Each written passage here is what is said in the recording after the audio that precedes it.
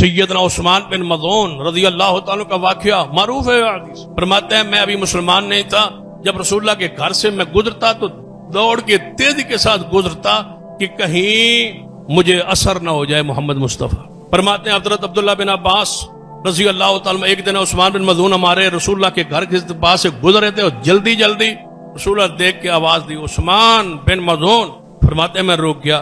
رسول اللہ نے فرمایا آؤ ہمارے پاس بھی بیٹھ جایا کرو، بیٹھو تو صحیح، دوڑ کے یہاں سے گزر رہے ہو، تیزی سے گزر رہے ہو۔ فرماتے ہیں جب رسول اللہ نے فرما دیا مجھ سے انکار نہ ہو سکا، میں بیٹھ گیا۔ کیا دیکھتا ہوں جب بیٹھنے کے بعد نبی علیہ الصلوۃ والسلام نے اپنی نگاہ مبارک، اپنی نظر مبارک مجھ سے ہٹا لی اور ایسے آسمان کی طرف دیکھنے لگا۔ حضور پاک علیہ الصلوۃ والسلام اپنی نظر اس طرح آسمان کی طرف اٹھائی ہوئی ہے، اس طرح اوپر اٹھتی گئی نظر آسمان کی طرف دیکھ، پھر رسول اللہ علیہ وسلم کی نظر مبارک نیچے آنے لگی، آتے آتے پھر حضور جھک گئے اور میرے سے رخ اپنا موڑ لیا، چہرہ موڑ لیا اور جھک گئے، سر کو جھکا لیا اور غور سے ایسے محسوس ہوا کسی کی بات سن رہے سمجھ رہے۔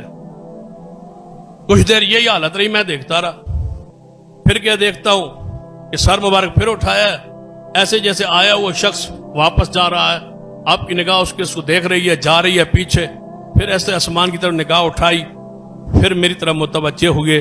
میں نے کہا اے محمد صلی اللہ علیہ وسلم، اس لیے تو ہم بیٹھتے نہیں آپ کے پاس کہ آپ کوئی نہ کوئی ایسی بات کر دیتے ہیں یا ایسا انداز اپنا لیتے ہیں، یہ انداز ہم نے کبھی نہیں دیکھا کہ میں آپ کے پاس بیٹھا، آپ کے حکم پر بیٹھا، آپ کے بلانے پر بیٹھا، آپ نے میری طرف سے رخ ہی موڑ لیا اور آپ نے ایسے ایسے دیکھتے آسمان کی طرف دیکھا، پھر اوپر سے نیچے کی طرف دیکھا، پھر سر کو جھکا لیا۔